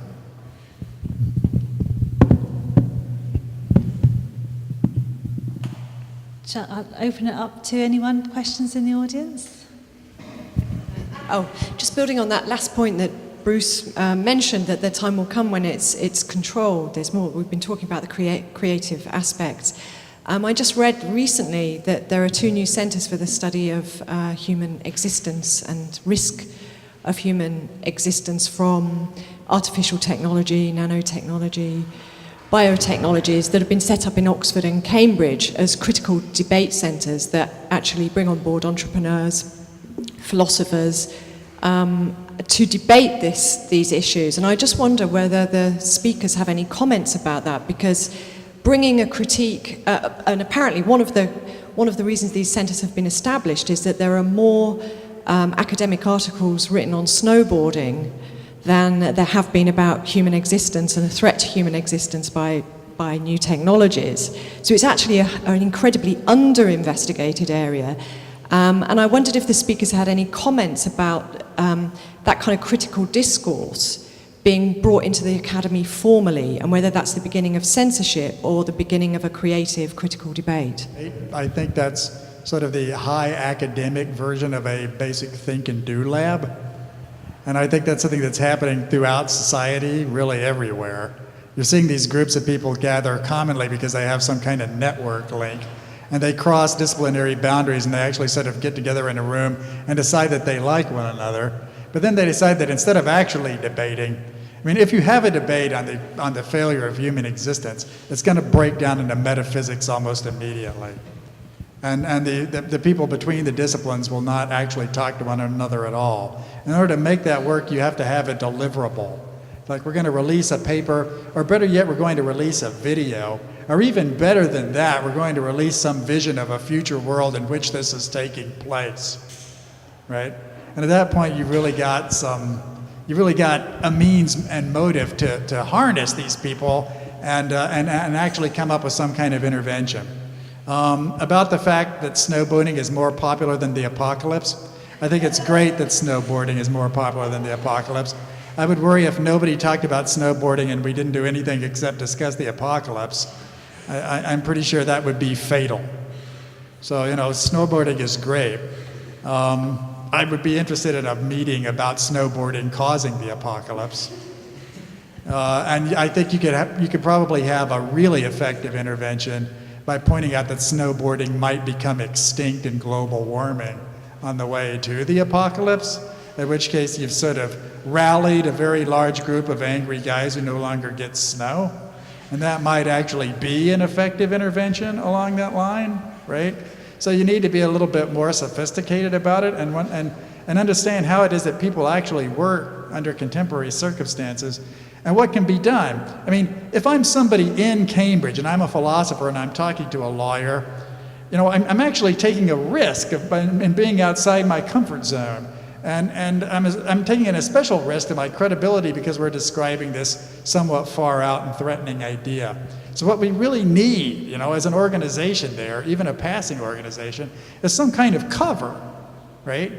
We need to be able to release this thing and be able to sort of let it go away virally without our names and our reputations tagged to it, right? And that's very, very typical of political organization more than anything else. If you're aware of like state house maneuvers or palace intrigues, that's like a press leak, right? It's kind of deniable viralism, right? And we're going to see lots of this happening. There's sort of no way to stop it. The old paradigms of talking to the journalist and talking to the news media and getting a foot in the door at Hollywood are almost meaningless. I mean, there are science groups who have a foot in the door at Hollywood. They have their own lobby in Washington, and they hang out their board and tell Hollywood film directors, come in, we'll consult on science and we'll like tell you the proper science to do in the movies. This has been going on for a couple of decades. It doesn't really help, right? And it certainly doesn't provoke any kind of action. I mean, design fiction and these other kinds of intervention are happening because we're in a new media environment. We just have new means of constructing reality that were not there.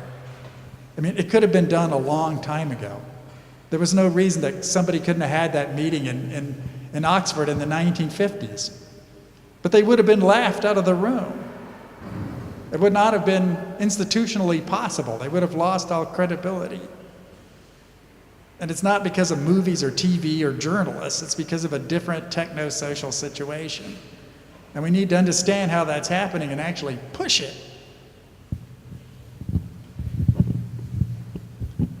This group in Oxford, I mean, there are a lot of called technology assessment groups in Europe and elsewhere, who's looking into the social ramifications and the meaning of technology and how it will affect society.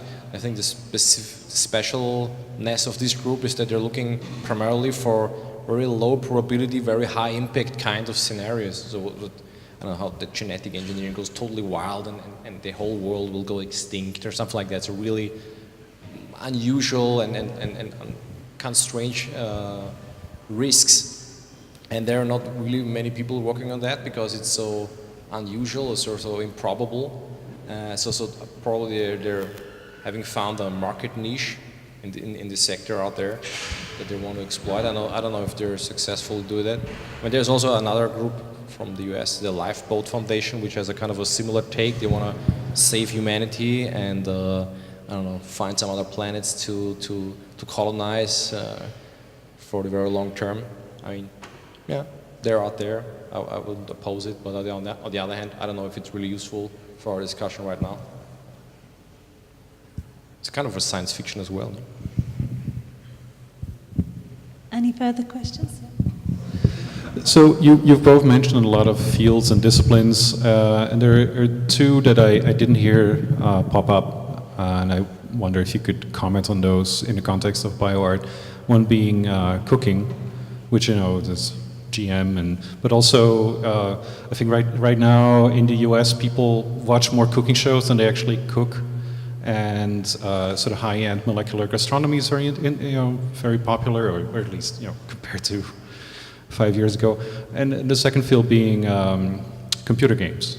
And maybe serious games, those kind of things. I think the cooking metaphor is very, very nice. Also in bioart or in do-it-yourself biology, if you look at like I said, the proceedings, it actually reads like a recipe. So instead of making, I don't know, a Wiener Schnitzel or, I don't know, a nice ratatouille, you're going to make a PCR, and you have to follow some steps and add that amount of that liquid and then heat it and cool it. So it's actually a bit like cooking.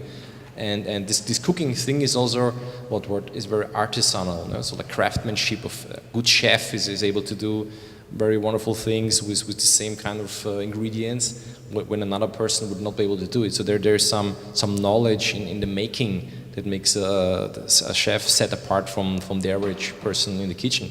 And also in biology, so far in biotechnology, this craftsmanship is very important. So some people know how to do it and others do not. Even if you look at scientific papers, I mean, only a fraction of the published articles in the high-ranking journals can be repeated by someone else. So even they cheated, or they're so clever and smart and gifted, nobody else can do it. So this cookingness is something that lives inside biotechnology, and actually the engineers want to get rid of it, because they want to make sure that everybody can do it, just following basic principles, so everybody can be a master chef. So that's the idea.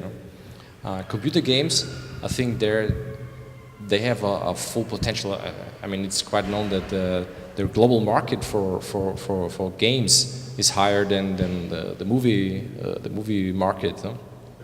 And yeah, so I think it's very powerful. Yeah, I mean, we also had some ideas about how to transfer that. Is it possible to play around with living organisms in a kind of a gamey-like environment? How would that look like? Would it be creepy or would it be unethical? Yeah. So I think this is going to come, definitely. And there's for example Freeman Dyson, one of the from physicist and also visionary, and he had in 2004 or so, he gave a presentation, said that the one point when biotechnology will really be successful is when kids play it at home, like with a computer game. They would have like eggs and they can, I don't know, program it so there's something comes out of that. So it's going to become a game. Only this gamishness, I don't know, that we were very, very glad to get. Yeah. So I think there's more to come in the gaming section. Okay, I'll tackle both of those.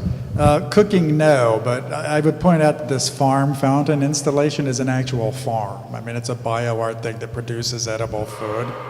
And in fact, you kind of need to eat the produce of it, because otherwise the fish die and rot. I mean, it has to be harvested. So, it's an actual food production installation. As to the computer game aspect, I actually think that's come and gone, because there was a period in the late 80s and early 90s when artificial life was all the rage. And it was kind of a little sister of artificial intelligence, and the idea was that you were going to simulate all kinds of biological processes, and that they were basically real life in silico. So, a lot of learned papers were put through on this, and it had some effect on computer animation. Flocking was invented by kind of artificial life enthusiasts, and flocking very popular and all kinds of FX stuff. But then the idea that somehow code was life on some basically mystical level fell out of vogue, because there's just a lot of stuff life does that code doesn't do.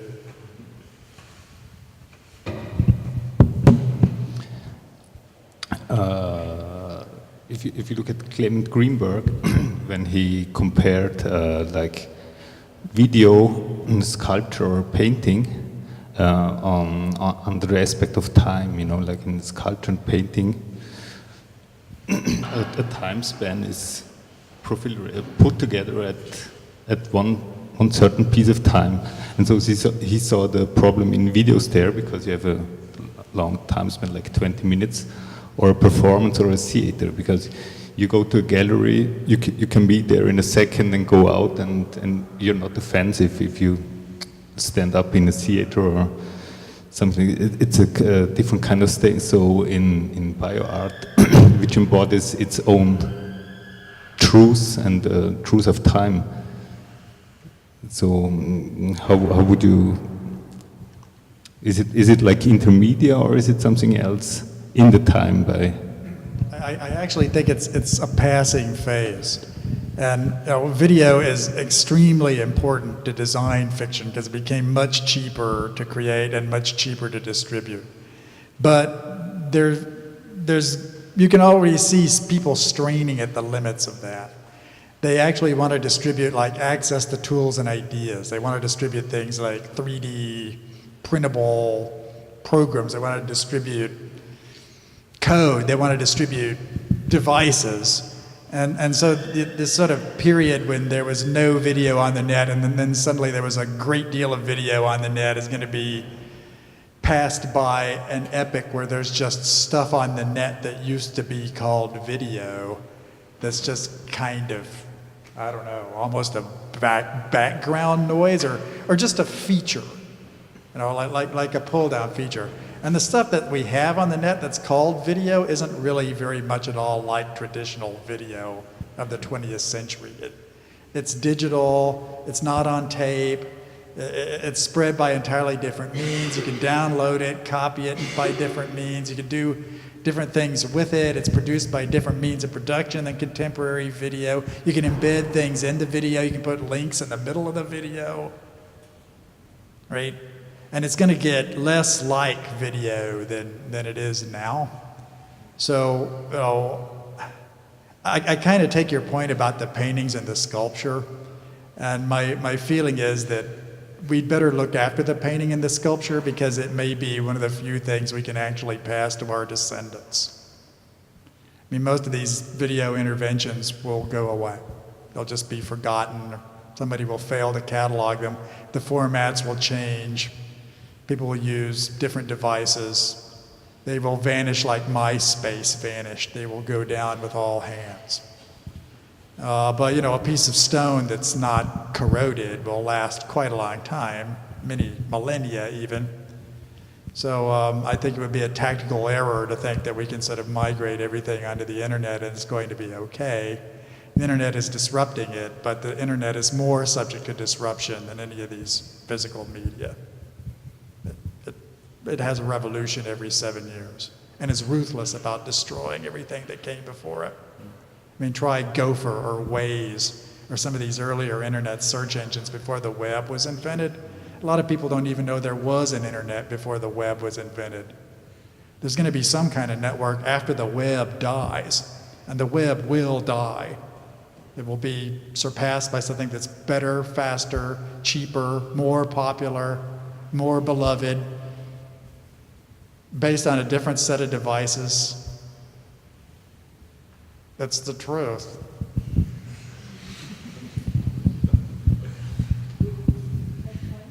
Any more quick, David? I just had almost a practical question because I've heard the terms bio-art and design fiction being used kind of almost interchangeably, and I wonder whether you see any difference between the two practices, of one of the artists really engaging with the living organism stuff, like getting their hands literally, you know, wet and playing with stuff, and other work which is maybe more fictional or more suggestive of wider scenarios, such as some of the films, and whether you think that there is, what the differences are in, you know, their reception in the public and the, you know, the attitude of the narratives that they help create or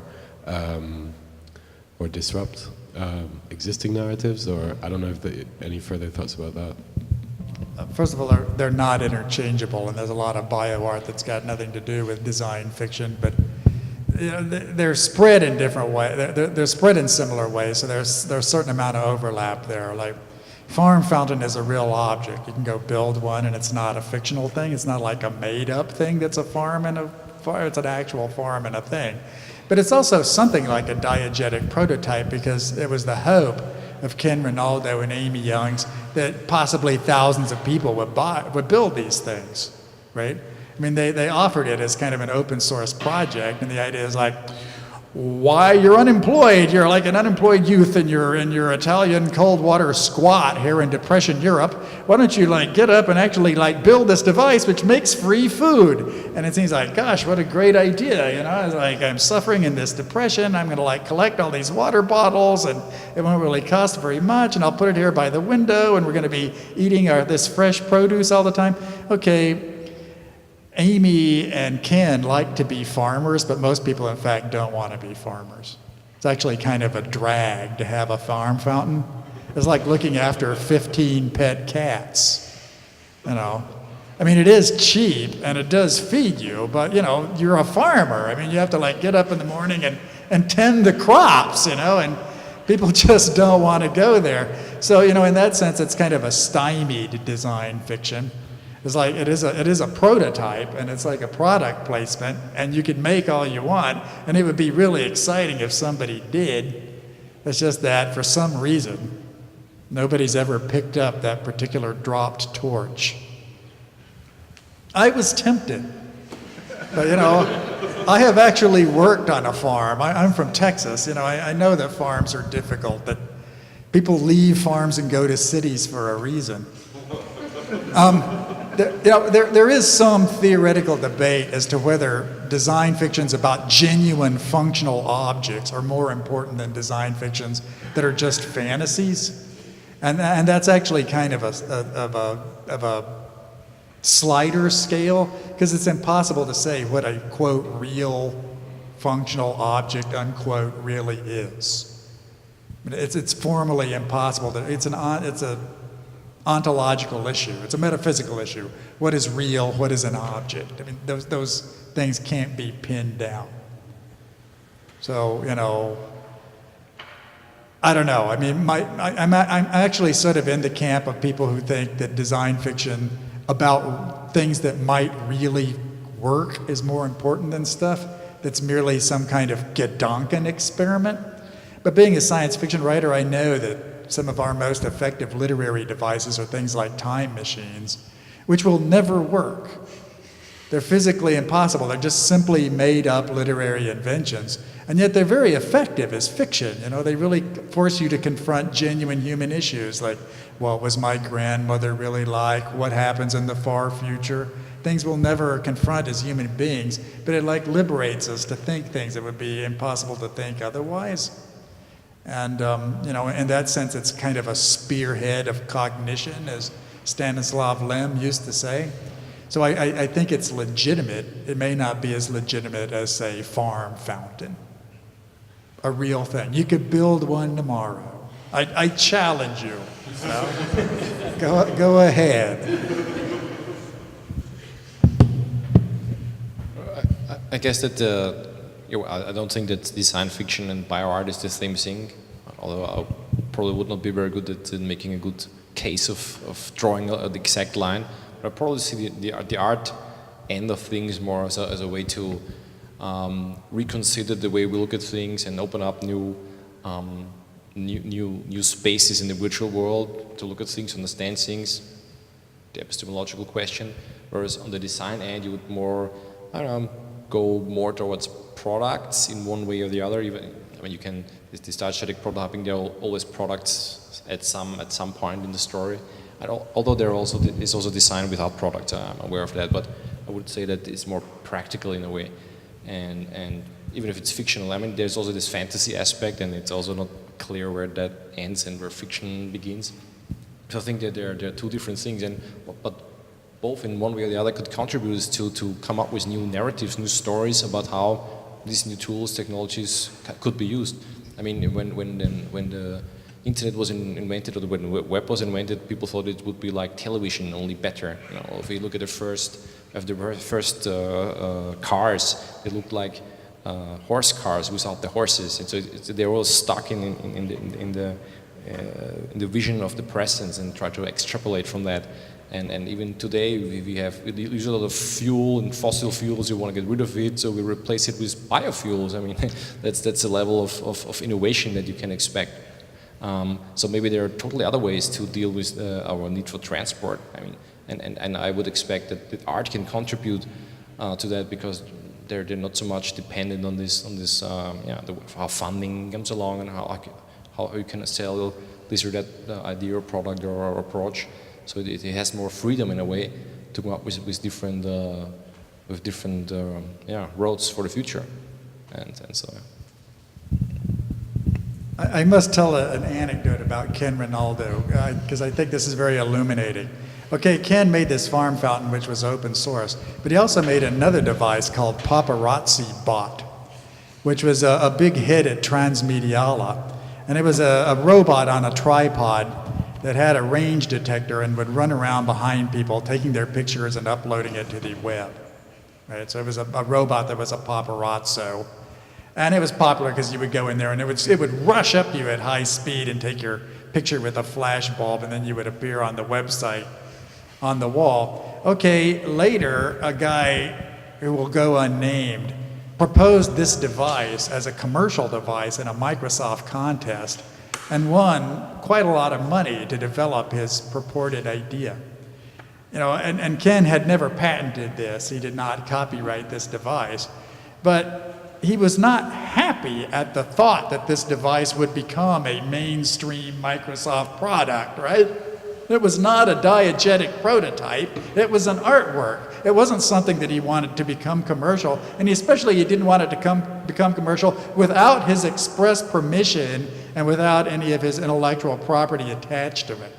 So there is a distinction between an artwork and a diegetic prototype.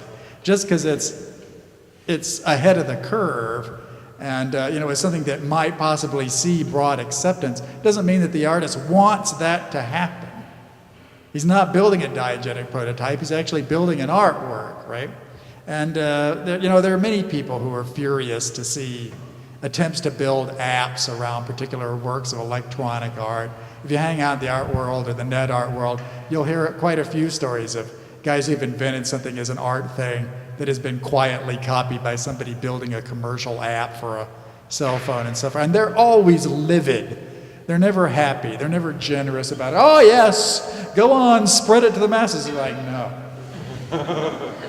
So, you know, that's not design fiction. You know, a design fiction is intended to like move the discourse in some way or like bend people's disbelief, and artworks are not about that. And artists resent it if you think so.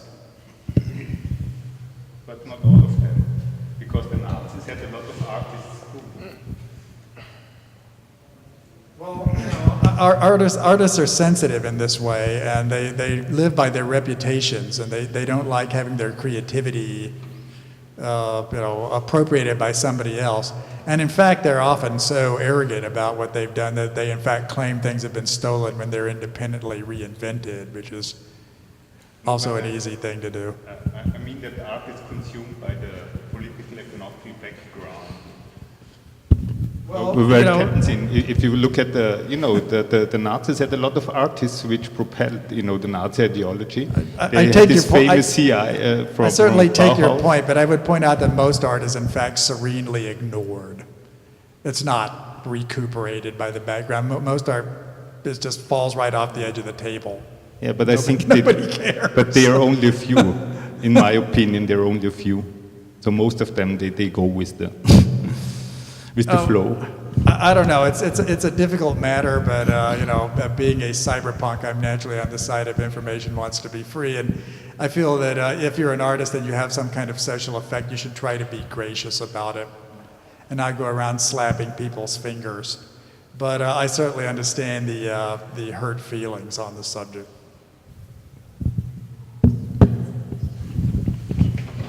I was a bit I understand that your graph where it had this triangle about nanotechnology and IT but I'm wondering where's really the sharp, is there a sharp line border between bioscience, bioart and IT or electronic art, because everyone uses everyone uses computer simulation to create biological or DNA process. So where is the border?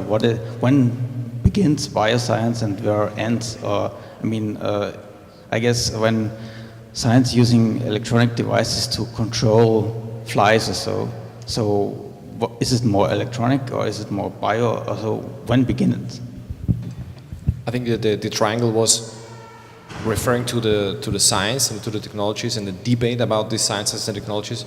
But of course, you're right. As I said, like systems biology is a new way of looking at interactions between genes, proteins, and all the many things floating around in the cell.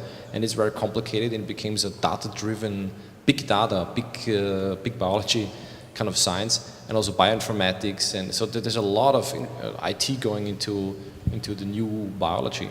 So I wouldn't be able to draw a line here, and as I said, biology is becoming more like an information science and information technology in many ways. So that's also one of the reasons to speculate that maybe a future debate about the impact and then the consequences of this technology might be very much influenced by IT and not so much by the way that genetic engineering biotechnology has been done 10, 20, 25 years ago when there was not so much IT involved.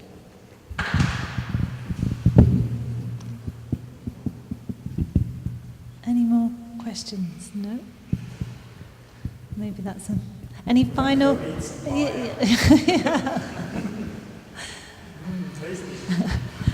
Any final comments? No. So maybe we finish there. So we'd like to thank you very much indeed for both of your presentations.